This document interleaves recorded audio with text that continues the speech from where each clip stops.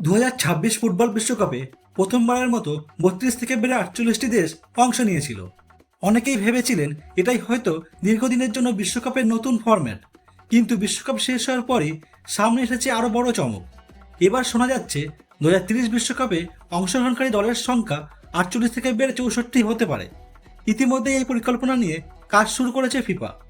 যদি এই সিদ্ধান্ত বাস্তব হয়, তাহলে শুধু বিশ্বকাপের ইতিহাসই বদলাবে না, ভারতের মতো ফুটবল প্রেমী দেশগুলোর বিশ্বকাপে খেলার সম্ভাবনাও আগের তুলনায় অনেকটাই বেড়ে যেতে পারে।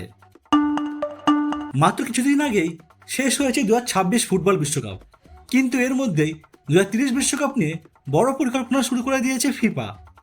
বর্তমানে 2030 বিশ্বকাপের জন্য নির্ধারিত রয়েছে 48 দলের ফরম্যাট।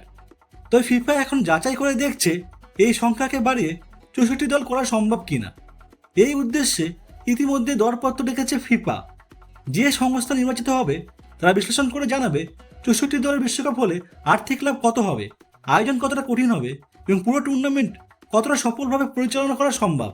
জানা গেছে এই রিপোর্ট জমা পড়ার পর চলতি বছরেই ফিফা চূড়ান্ত সিদ্ধান্ত নিতে পারে। এই প্রস্তাবের সবচেয়ে বড় সমর্থন এসেছে দক্ষিণ আমেরিকার ফুটবল সংস্থার পক্ষ থেকে। তবে সবাই যে একমত তা নয়। ইউরোপের অনেক ফুটবল মহল মনে করছে দল সংখ্যা এতটা বাড়ালে বিশ্বকাপের মান কমে যেতে পারে এবং সূচি আরও জটিল হয়ে উঠবে। 2030 বিশ্বকাপ আয়োজন করবে স্পেন, পর্তুগাল ও মরক্কো।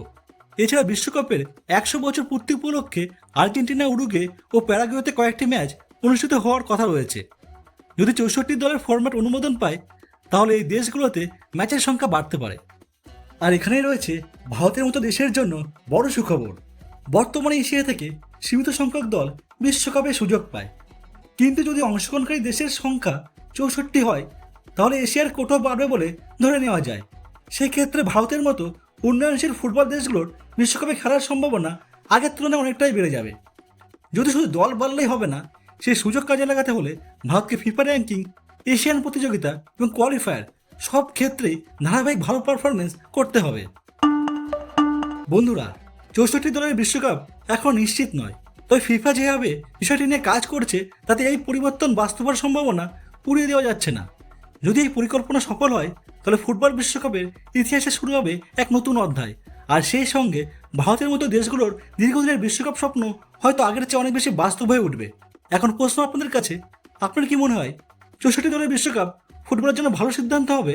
আর ভারতকে এই সুযোগ কাজে লাগিয়ে বিশ্বকাপে খেলতে পারবে? কমেন্টে অবশ্যই আপনার মতামত জানান। আর ভিডিওটি ভালো লাগলে লাইক, শেয়ার এবং সাবস্ক্রাইব করতে ভুলবেন না। দেখা হবে পরবর্তী ভিডিওতে। ধন্যবাদ।